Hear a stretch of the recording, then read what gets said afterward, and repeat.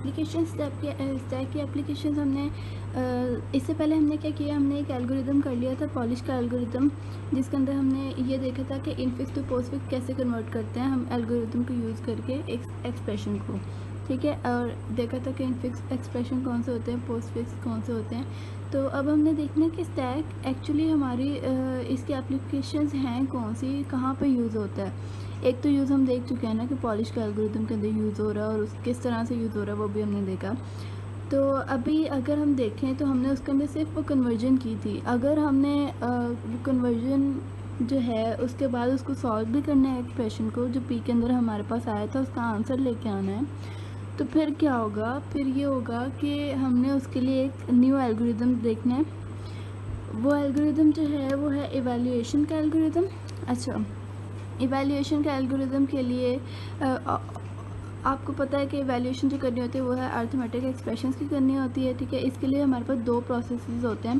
पहला प्रोसेस मैंने आपको सिखा दिया है कि अगर आपके पास कोई भी एक्सप्रेशन आता है और वो इनफिक्स एक्सप्रेशन है, तो हमें सबसे पहले उसको पोस्टफिक्स एक्सप्रेशन में कन्वर्ट करना होगा, पॉलिश के नोटेशंस को यूज़ करके, जो एल्गोरिदम पीछे हमने किया वो वाला यूज़ करके, ठीक है। दूसरा स्टेप जो इसका होता है इवैल्यूएशन का, जो एल्गोरिदम पीछे हमने किया वो वाला यूज़ करके, ठीक है। दूसरा स्टेप जो इसका होता है इवैल्यूएशन का, वो ये होता है कि आपने पोस्टफिक्स नोटेशन जो आपको मिली है उसको हल करना है स्टैक को यूज़ करके। अब हम ये वाला एल्गोरिदम देखेंगे। दूसरी एप्लीकेशन जो है स्टैक की वो है क्विक सॉर्टिंग की। क्विक सॉर्टिंग जो होता है वो ये होता है कि फॉर एग्जांपल आपके पास एक सीक्वेंस है पूरा नंबर्स का 1 3 4 8 10 0। आपके पास ये पूरी अरे है, आप चाहते हो आप इसको सॉर्ट आउट करो असेंडिंग या डिसेंडिंग के अंदर, तो वो जो होती हैं वो आपके होते हैं क्विक सॉर्टिंग करना, सॉर्टिंग करना होता है। तो सॉर्टिंग करने के कई तरीके होते हैं, हमने पहले दो पढ़े हैं, बबल सॉर्ट होता है और एक दूसरा पढ़ा था। तो अब ये तीसरा तरीका पढ़ना है हमने क्विक सॉर्टिंग का। इसको हम देखेंगे कैसे एप्लीकेशन होती है इसकी। In this algorithm the problem of sorting a set is reduced to the problem of sorting two smaller sets। अच्छा, applies the divide and conquer strategy। ये मैं बहुत सीक्वेंस के साथ आपको सारा बताऊंगी आगे। अभी हम इसको एक साइड पर रख देते हैं, हम देखते हैं इवैल्यूएशन कैसे होगी हमारे अरिथमेटिक एक्सप्रेशन की। उससे पहले मैं आपको जो पिछला एल्गोरिदम था उसकी थोड़ी सी विजुअलाइजेशन अगर आपको चाहिए तो मैं वो कर देती हूँ, ताकि ये थोड़ा आपको हेल्प कर देगी एक्चुअली उसमें समझने में कैसे हो क्या रहा है।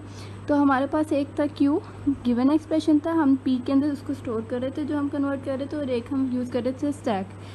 फॉर एग्जांपल क्यू के अंदर हमारे पास एक एक्सप्रेशन है ए मल्टीप्लाइड बाय ब्रैकेट के अंदर कुछ ऐसे था। तो हम क्या कर रहे थे, हमें सबसे पहले अगर ए मिल रहा है क्यू के अंदर तो हम उसको स्टैक के अंदर नहीं रखेंगे, हम उसको अपने आउटपुट वाले पी के अंदर स्टोर कर देंगे, ठीक है। फिर हमें अगला एलिमेंट मिल रहा है वो मल्टीप्लिकेशन का है, तो फिर हम उसकी वो जो भी कंडीशन थी उसके ऊपर वो चेक करेंगे और उसको हम स्टैक के ऊपर रख देंगे। स्टैक के अंदर हम ये कर रहे थे, वहाँ पर हमने एक लेफ्ट पैरेंथेसिस वहाँ पे हमने स्टैक के अंदर पहले रख दी थी एज आ निशानी कह लो। तो उसके अकॉर्डिंग आप चेकआउट कर लोगे जो भी आपको रिक्वायर्ड थी कंडीशंस, उसके अकॉर्डिंग मैं जैसे आपको विजुअलाइज करके दिखा रही हूँ। मल्टीप्लिकेशन का मिला है तो हमने मल्टीप्लिकेशन कर दिया और आउटपुट के अंदर हमारे पास ए ही रहा। उसके बाद हमें क्या मिला, हमें मिली ब्रैकेट। तो ब्रैकेट हम क्या करते थे, हम उसको स्टैक के ऊपर ही रख देते थे और अगेन आउटपुट के अंदर ए ही रहा। जब अगले एलिमेंट पे गए तो अगला एलिमेंट हमारा ऑपरेंड है, तो ऑपरेंड हमने स्टैक के अंदर नहीं, हमने आउटपुट के अंदर रखना होता है तो हम उसके अंदर रख देंगे। देन अगेन क्यू के अंदर गए, क्यू के अंदर अब हमें मिला प्लस का साइन, तो प्लस हमारा ऑपरेटर है, तो ऑपरेटर जो था हमने वो एक कंडीशन थी हमारी वो चेक करनी थी, उसके अकॉर्डिंग चेक करके हमने उसको स्टैक के ऊपर रख दिया, ठीक है। देन हमारे पास अगेन आउटपुट के अंदर ये रहा। तो इस तरह से प्रोसेस चल गया और एंड में आपको आउटपुट के अंदर मिल गया ये, ठीक है। ये हमारा है फाइनल आउटपुट। अब हमने क्या करना है, अब जो प्रोसेस हमने करना है वो मेन काम ये है कि आपको ये जो पी मिला है अब आपने इसको सॉल्व करना है। ऐसा हो सकता है कि ये ए बी सी ना हो, हमारे एक्सप्रेशन के अंदर कोई 1 2 3 हो, तो फिर क्या करना होगा, फिर हमें उसको सॉल्व करके दिखाना ही होगा ना उसका आंसर। एक्चुअली यूज़र को तो उसका आंसर चाहिए, हमें पोस्टफिक्स तो नहीं चाहिए होगा। उसका आंसर चाहिए हमें, पोस्टफिक्स तो नहीं चाहिए होगा। पोस्टफिक्स हम इसलिए कन्वर्ट कर देते हैं कि कंप्यूटर को थोड़ा सा कैलकुलेशंस करने में ईजी हो जाता है और टाइम कम लगता है। उसके लिए अब हम पढ़ेंगे algorithm 6.5 evaluation of arithmetic expression to evaluate postfix expression p। जो p का एक्सप्रेशन अभी हमें मिला है हम वो वाला हल करेंगे एल्गोरिदम के थ्रू। अच्छा, इसके अंदर अभी देखो हम इसको ड्राई रन करते हैं। सबसे पहले हम क्या मिला है इसके अंदर, वो कह रहा है कि add a right parenthesis this at the end of P. अब ये उसी पी की बात कर रहा है जो पी हमें वहाँ पर मिला था आफ्टर सॉल्विंग द सारा वो इनफिक्स टू पोस्टफिक्स कन्वर्ट करने के बाद जो पी मिला था वो। फॉर एग्जांपल हमारे पास ये पी है, तो अभी सबसे पहला वो स्टेप कह रहा है कि आप क्या करो, ये वाली पैरेंथेसिस इसके एंड में ऐड कर दो, कर दी। अगला स्टेप क्या कह रहा है, scan P from left to right and repeat step 3 and 4 for each element of P until the sentinel this is encountered.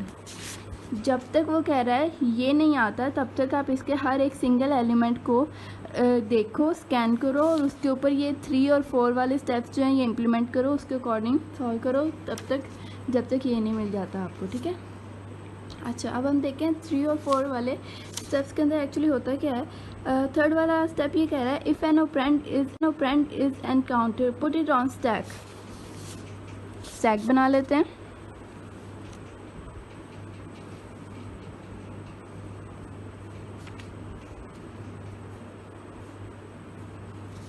अच्छा, स्टैक बना लिया। If an operand is encountered, सबसे पहले स्कैन करना स्टार्ट करते हैं। सबसे पहले हमें मिला ए, ठीक है।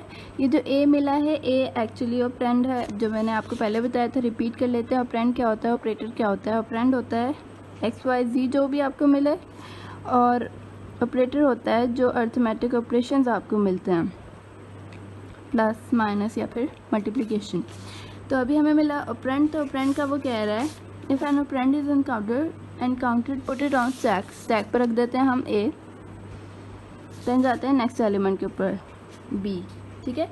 अगेन हमें ऑपरेंड मिला है तो अगेन हम इस पर रख देते हैं, हमें अगला स्टेप पढ़ने की ज़रूरत नहीं। अब हमें क्या मिला है, अब हमें मिला है एक ऑपरेटर प्लस, अब हम देखते हैं अगला स्टेप, क्योंकि ये स्टेप अब इसके लिए नहीं है, ऑपरेटर के लिए। अब हम ऑपरेटर के लिए स्टेप देखते हैं, step 4 if an operator is encountered then इसका ए पार्ट क्या कह रहा है, remove the 2 elements of stack where A is the top element and B is the next to top element.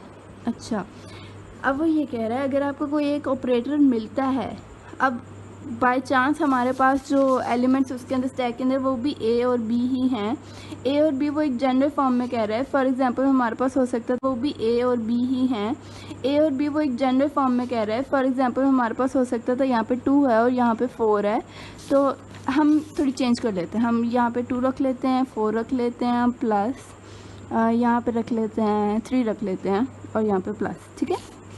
अब हमारे पास है, पहले हमने 2 रखा फिर 4 रखा, ओके। अब इसको कह रहा है ए है, इसको कह रहा है बी है, ठीक है, या जो भी कह लो। इसको ए कह रहा है और इसको बी कह रहा है।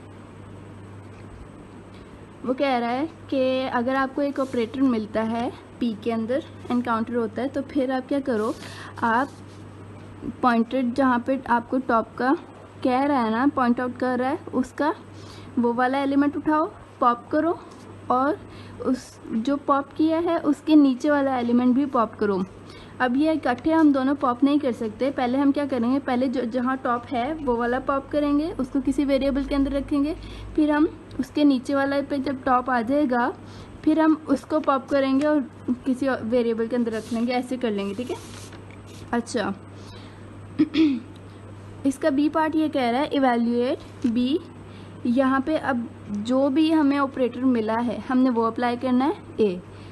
इट मीन्स इवैल्यूएट बी, हमें अभी क्या मिला है, हमने पहले पॉप किया था ए, हमारे पास ये था, और बी हमारे पास, ए हमारे पास ये था और बी हमारे पास, या जो भी कह लो आप कि ए कौन सा है बी कौन सा है।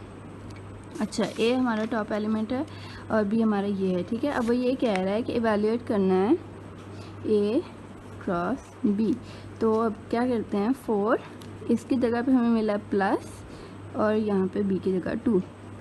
इसको हमने हल किया, इवैल्यूएट का है उसने, इवैल्यूएट का इट मीन्स हमने उसका आंसर स्टोर करना है। अब 4 + 2 6, ठीक है। अब हमें मिला है 6। अब थर्ड में क्या कह रहा है, place the result of be on stack. बस अब बी पार्ट में हमने क्या किया, उसका आंसर रिज़ल्ट लिया है, तो ये रिज़ल्ट जो है अब यहाँ से हमने ये भी पॉप कर लिया था और ये भी पॉप कर लिया था।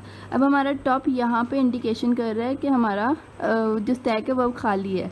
अब हम क्या करेंगे, इस रिज़ल्ट को उठाएंगे और यहाँ पे स्टोर कर देंगे। 6 आ गया है, ठीक है। अच्छा,